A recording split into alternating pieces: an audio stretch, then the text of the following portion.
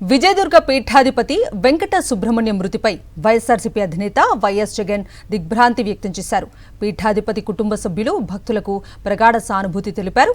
పీఠాధిపతి మృతి ఆధ్యాత్మిక రంగానికి తీరని లోటని, విశిష్ట సేవలందిస్తూ వేలాది మంది భక్తులకు మార్గదర్శకులుగా నిలిచారన్నారు.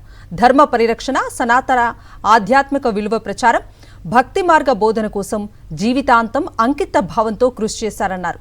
ఆయన సేవలు, బోధనలు భక్తుల హృదయాల్లో చిరస్థాయిగా నిలిచిపోతాయన్నారు.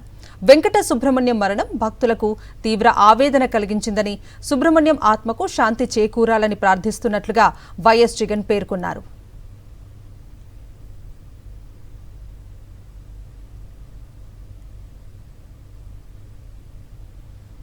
విజయదుర్గ పీఠాధిపతి వెంకట సుబ్రహ్మణ్యం మృతిపై వైఎస్ఆర్సీపీ అధినేత వైఎస్ జగన్ దిగ్భ్రాంతి వ్యక్తం చేశారు. పీఠాధిపతి కుటుంబ సభ్యులు భక్తులకు ప్రగాఢ సానుభూతి తెలిపారు.